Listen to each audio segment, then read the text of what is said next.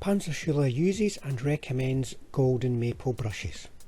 Our painting guides will now show you which golden maple brush type, which brush size we are using for all the different challenges that we meet in our modelling projects. Golden maple have been making artist brushes for over 30 years. Panzerschule can confidently recommend golden maple brushes to you because of the value, the quality and the range of brushes they have in their miniature painting sets. You can see us using the golden maple brushes in the following guide, and if you'd like to know more then check the link in the description below. There is also a discount code in the description, and if you use that code when ordering, not only will you save a bit of money but you'll also help the channel. Now let's get painting. Welcome back to the channel folks, and to another painting guide. This tutorial is the first in a series of videos I will be posting over the coming months to cover the subject of the classic Flames of War warrior teams. Now you may not have any of these warrior teams in your stash, though many of you will do, but there'll be lots and lots of information in here that you can use to help you painting similar types of vehicles.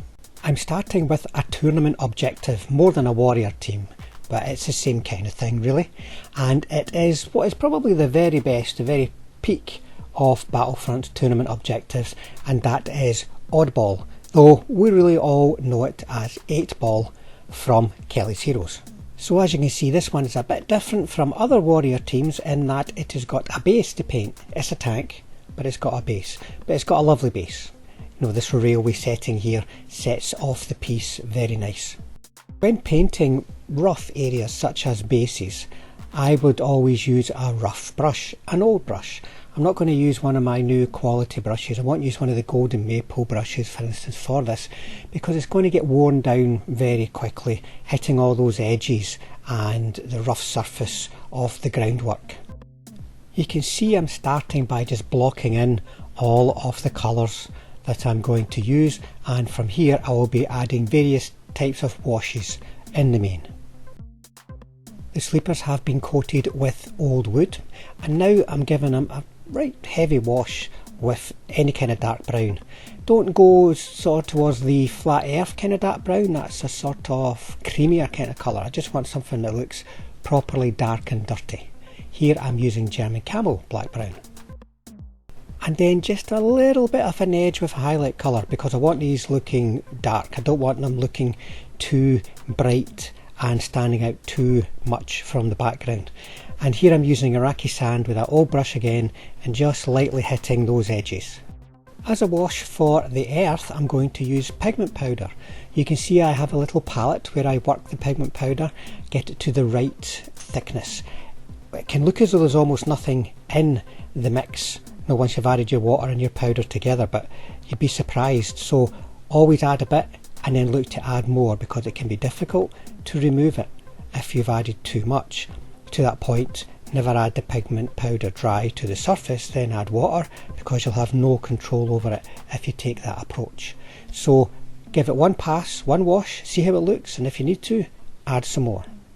I'm using a light earth pigment colour, and that will sink into the recesses, and it'll give you the kind of a reverse of a wash, in that the deeper areas will be light instead of dark, and the higher areas will be dark instead of light.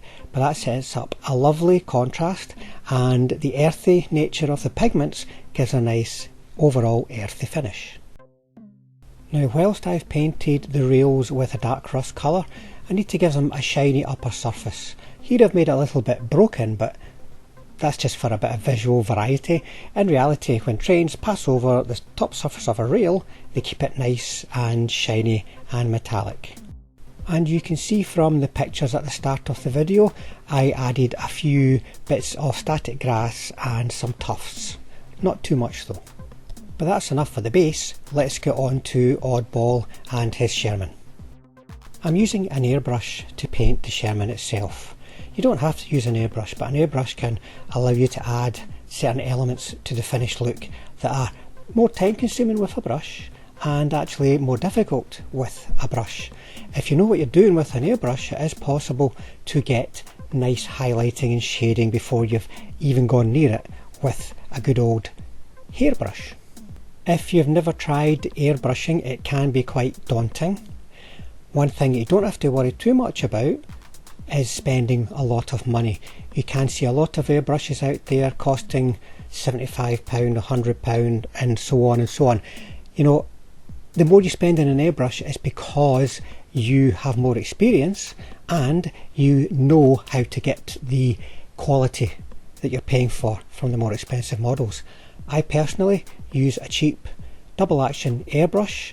You can get these very, very cheap online, you know, about maybe £20 and such likes.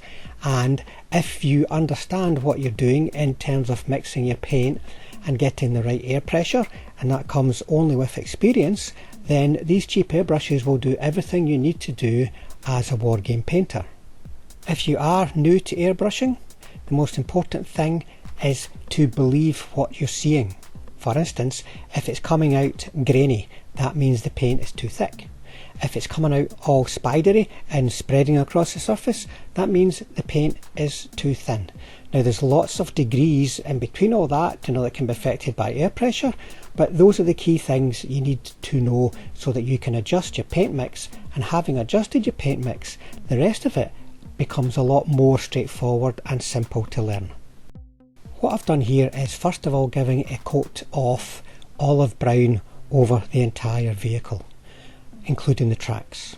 I want to keep the tracks olive brown and I'll probably have to touch them up later, but I'm now adding on my main colour, which is olive drab, and I'm applying it in such a way that I'm going to be leaving a little bit of shade line along the bottom of panels. There's lots of different panel shapes here, so it can be a bit tricky, and that's where good control on your airbrush will come in very handy. You can also do a degree of masking as you're going. Now that can be a simple process where I quite often do this. It saves a lot of time. I just mask an area with my thumb, for instance, so that I cannot spray over the thumb, and there I keep a shade line underneath the thumb. But you can get more complicated by making up masks, pieces of card, pieces of plastic and so on for more challenging areas. And where I am airbrushing the top of a panel, for instance, just make sure that the overspray just shoots past the vehicle, and that'll get you a nice controlled finish. I'm using standard Vallejo paint here with the Vallejo airbrush thinner. That really works a treat to thin down the paint and get it suitable for an airbrush. There are better options in terms of dedicated airbrush colours that you can use, but I find that these work okay for me.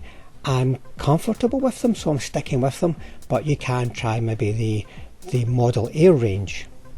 So the intention here is to create shade in the main coat, and then subsequently, as you'll see, a highlight. What's important to remember is that when you're applying paint through an airbrush, you're applying a semi-opaque layer that you have to build up. So the trick here is to build up that layer so it's sufficiently opaque so that you get a transition though from dark to light. If you don't put on enough paint at this stage using the main colour, the olive drab, then the whole thing's just going to look too dark, especially once you put that highlight on, because that will really show up how much of a shade colour you have left. If you're new to this, you might not get that right first time. You may feel the need to accentuate each step, you know, from dark to main colour to light, and it looks too stark. If that's the case, so remember, this is airbrush painting, very thin coats of paint. You can just go back to your airbrush and fine tune it. And now we're on to the highlight, and what I've done here is added German Camo Beige World War II to the olive drab main colour. This is where it can get a bit tricky, because if you add too much, then you've lightened down the entire look of the tank rather than just accentuated the shape of the tank, because the latter is what we're actually trying to do here. Likewise, applying too little, getting a mix that isn't quite right for this, well then it's going to disappear a bit once you've added your subsequent coats of varnish and weathering. So it's very tricky and just needs a bit of practice. But with that experience, with the knowledge of how to mix your paints and set your air pressure, then you can see it's possible to quickly and confidently work through all of these stages, especially if you've got a platoon of tanks to paint. You can very quickly go through all of them and save yourself a lot of time that might otherwise be put into painting. Now I've touched up the tracks with a solid coat of olive brown all over. I use that on all my tracks as a earthy kind of shade base colour. And now for a job I never enjoy, but it's got to be done really. I've not got a suitable alternative, and that's dry brushing a bit of metallics over the metal links of the tracks. This is the first task when painting the running gear because it is also the messiest task, and you can easily get that metallic dry brush onto the hull, which is bad news, so be careful. And also don't touch those tracks after the dry brush has been put on. We're going to put a coat of varnish to seal it. Until that is sealed, you can easily pick off those little flakes of metal and transfer them to elsewhere on the tank. Now I'm going to use the golden maple flat brush size 2.0 to finish the main body of the tracks, because Sherman tracks have got rubber pads, and we're going to paint them by painting, as you can see, the strip that runs down the centre, and also getting in between the top of the tracks and the bottom of the hull. Now the flat brush works good for this. It's actually the perfect size for this particular model, but it's also got a good sharp edge that allows us to get into all those tight areas, especially between the top of the track and the bottom of the hull. Now I'm going to use a size 0 brush. This is a round brush, so it has got a good point on it, but it's also got the right level of stiffness needed to work larger areas, relatively speaking, such as we have on these wheels. On the tracks I used dark grey. On the wheels I'm going to use dark rubber. I like the two similar but contrasting colours to help distinguish between the different parts of the running gear. Once that's done, I will give it a coat of gloss varnish. Not a heavy coat here, folks. This is just to give it a bit of protection, because especially the metallic areas or the tracks on any vehicle which are going to get a lot of wear, bit of protection there, but also just to give a smooth surface so that we can do a pin wash. I'm using the golden maple size 3.0 brush here. That is the thin brush, not the round brush. We need it to be thin because we want to control very carefully how much liquid is on that brush, so that when we touch it to a panel line, to a recess, to a raised feature, it will flow along or around the feature with control and not flood across the surface. Most pin washing is achieved with enamel paints and thinners, but here I am using an acrylic paint. It's from Camo acrylic washes. I personally find it is better than enamels, but that might just be a matter of personal choice. But hopefully you can see here how it's possible for me to accurately apply this wash with almost no requirement for tidying up, lifting off any excess wash, and it's all gone down in one pass, one very quick pass.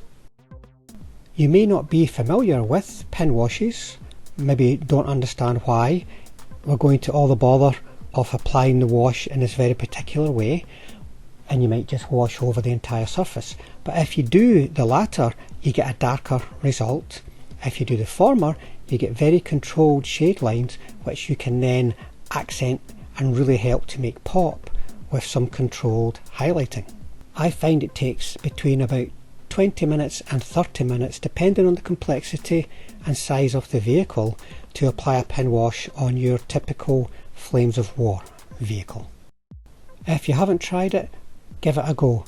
It can be mastered quite easily. You just have to make sure that the paint you're using is thin enough to flow, but be thick enough to be seen.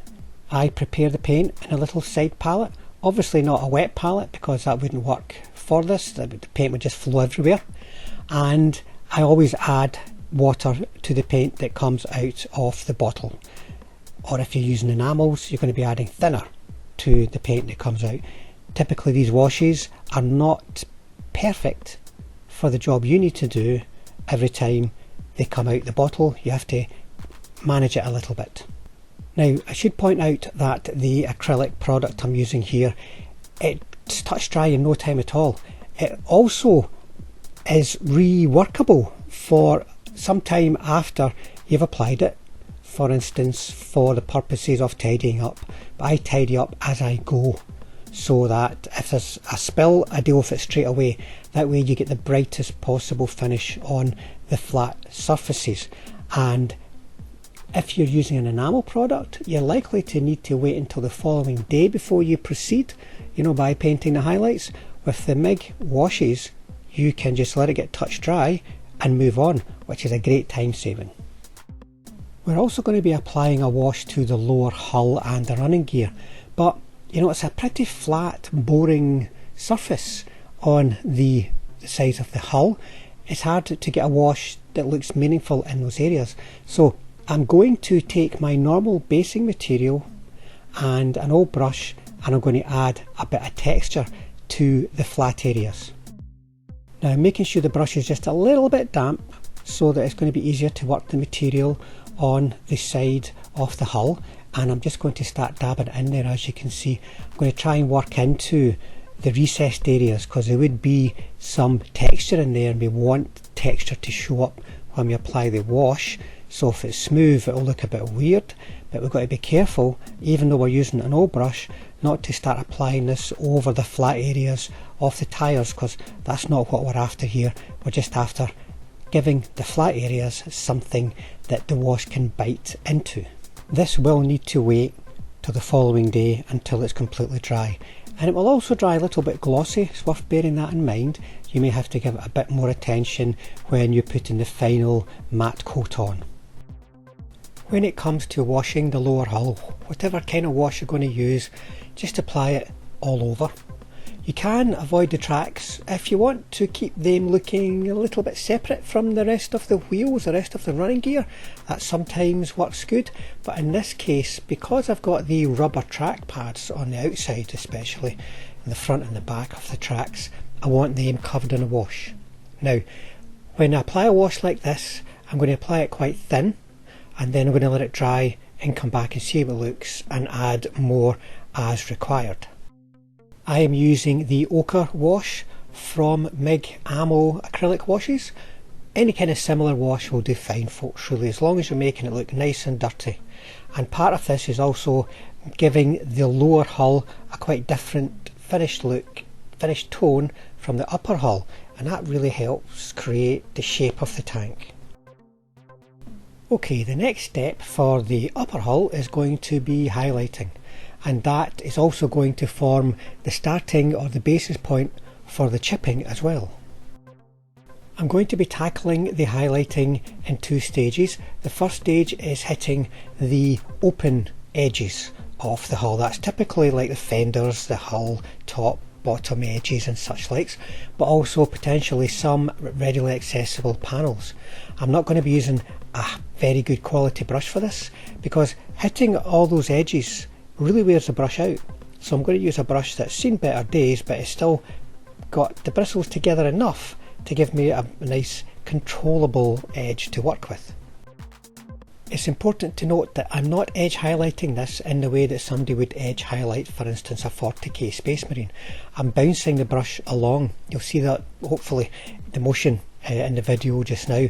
Just bouncing it along, that gives you a brighter edge, which is sufficient for highlighting purposes, and also looks more natural, looks less severe, and begins the chipping process, because a lot of edges are going to have chips on them, and we want to start showing that now. As with the pin wash, patience is important here. If this is starting to get on top of you and you feel as though you're not making any progress, you're probably going to end up just highlighting everything right the way across the board, and it'll work fine, but it's not necessarily going to give us the intended result, so just be patient. Now I'm switching to a golden maple size 3-0 for what I would call the internal edges. So that is, for instance, around hatches, the internal area of hatches.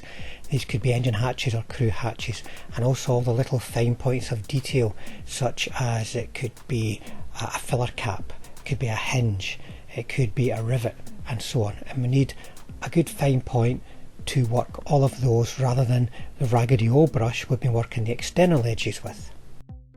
And this is the point at which all of our shading work, our careful pen washing, will really start to give benefits, because we're going to have a thin shade line and then thin highlight line, and that creates a lot of contrast and really helps make the shape of the vehicle pop. I'm using green grey for the highlighting and for the scratching and the chipping. It's a great colour. It's a lighter colour but not a brighter colour. It's my go-to highlighting and chipping colour for any kind of green vehicles. You can see here I'm applying the chips and scratches very carefully. I'm not putting too much on because this isn't a wreck. You know, this is just something that we want to give a little bit of character to, you know, create a little bit of a scene around it, and also break up larger panels. It makes a big difference. It helps focus the eye. If on a larger panel there is a couple of scratches or a few chips, it really just helps bring that panel into focus, and once again helps create the overall shape of the finished vehicle. And then switching to a smaller brush, a Golden Maple size 40, and using some German Camo black brown, I'm going to use that very fine point on the brush to add a darker core to the lighter chipping colours. Now this would be the chips on the edges, you know, as part of the highlighting process, as well as those chips and scratches across the panels. This is part of what you might call a two-step chipping process, in that we're creating some lighter scratches with the green grey, and that represents like the upper surface of the paint being removed, the darker worn weathered surface, so there's a lighter colour shown underneath. And then where the paint has been worn right the way through to the metal, we've got the German Camo black brown as a bit of a dark, almost rusty surface exposed as a result of the deeper impact. Now let's move on to the stowage that absolutely covers this great looking movie themed kit. I'm going to begin by getting a solid base coat, a solid shade coat over all of the stowage. Most of that is going to be achieved using olive drab, and I'm going to use the round size 0 brush for this because it's got a good point to let me work all the way around the sides, all the areas where it's tight in against the hull, but also the round shape of the brush means I can easily cover the larger areas, relatively larger areas of these stowage pieces. These wooden boxes are going to get a shade coat of German Camo black brown for a distinctively different look from the rest of the stowage. And the wonderful character figures on this too are going to get that same dark brown undercoat. I'm going to be using the Golden Maple size 40 to paint all these little bits of stowage. Now there's so many different colours you could use here, but to summarise, I'm going to be using a lot of US dark green and a lot of Panzer Ace's Old Wood. Now you can see me here building up the colour by layering. I'm applying the US dark green over the olive drab shade colour, and I will subsequently go on to give a highlight of green grey, good old green grey. Don't forget to check the description below for all of the colours that I've used, especially on the stowage here, because there's so many little bits, and I've switched colour from here to there to here to there just to help keep things looking varied and help catch the eye and give an extra bit of focus. But I'm not going to spend too much time showing you how I paint the stowage, otherwise it could be a very long video. It's better that I just show you Oddball and his sidekick. Starting with the round 30, we can start blocking in, layering up some of the uniform colours. So I'm starting with a sort of green brown kind of colour here, sort of ochre tan kind of colour for the tunics. Now I can't remember Oddball's sidekick's name, I just remember he was always hitting Oddball with the negative vibes. You can maybe put a note down in the comments just to remind me, I don't have the movie to hand. But you can see me here working around the tunic, you know, painting, almost like mapping out, as I normally describe it, the shape of the tunic. So I am painting the raised areas, leaving the recessed areas shaded, and there we're starting to create shape straight away. Now this is going to take 2 passes. We're not going to get a solid opaque coat down in the first pass. So the first pass is about mapping out, the second pass is about going in, fine tuning everything, so that we've not got too much shade showing and we've got a lovely amount of definition and depth added. Now using the Golden Maple 4-0, we're going to add some highlight. Now I'm using Iraqi sand here. It's important that we do not overdo this, that we don't put too much highlight colour on or it starts to dominate. It should just be an accent to contrast against the small amount of shade that we've left. And back to a 3-0, I'm going to paint Oddball's jacket. I'm going to start layering it up. It's a leather jacket, so we're just going to use leather here. And as a highlight for the leather, I'm going to be using Flat Earth. So it's not a particularly strong highlight, but you still have to be careful when you're putting it on so that it doesn't dominate the finished look. Small, finely controlled lines using the fine point on this size 4-0 brush. Now Oddball's cap is quite a dark leathery colour, so I'm going to give a little bit of a distinction between that and the jacket by using a darker colour, chocolate brown.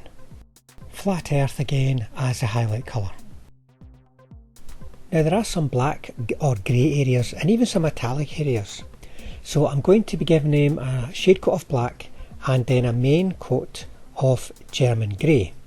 And then to highlight, I'm going to move on to London grey and use a very fine brush to get some very small highlights on there. That'll just help give it a bit of shape but keep it in the main looking very, very dark. And for metallics, it gives a bit of a metallic glint, a bit of a metallic edge. Now Oddball's jacket has got a unit patch on it, which is actually quite straightforward and simple to paint even at this scale. I start with tan yellow, very easy yellow to work with, then I paint a little bit of blue before moving on to a little bit of red, just as you see here, and you can fine tune it a little bit, but you don't have to worry too much about getting it perfect, and only if you're absolutely crazy will you want to paint any further detail on it, because if you need a magnifying glass to paint it, everyone else is going to need a magnifying glass to see it. Painting the fez is really simple and straightforward. It's just red with a little highlight line around the top and the bottom using something like scarlet. And don't forget there's a tassel on the back of the fez, that just needs to be painted black. And with the prominent cupola on this type of kit, it's worthwhile painting in the vision blocks. And it's really simple, you know, just take a light blue colour and just take a fine brush with a good point like the size 3-0 Golden Maple and pick out each of the vision blocks. It would help make them pop too if you can make sure they're properly highlighted by using some green grey on the outer edges of each block. And for the skin, I have built the layers up from saddle brown through game colour, bronze flesh tone up to a highlight colour. I can't tell you what the highlight colour is, it's just a light flesh. The bottles are told it doesn't actually have a label on it anymore.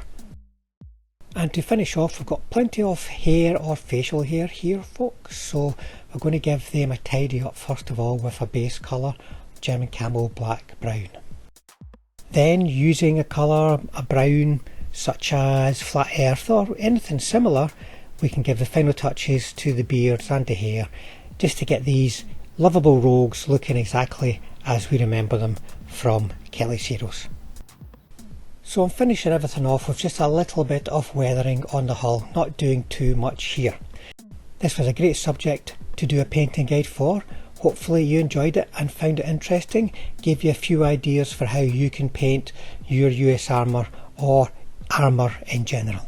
So thank you for watching, and thanks to all the subscribers out there and to you folks that just drop in from the channel from time to time to see what we're doing. If you'd like to help the channel get out to a wider audience across YouTube, hit the subscribe button, and if you hit the bell button, that means we'll definitely see you all on the next one.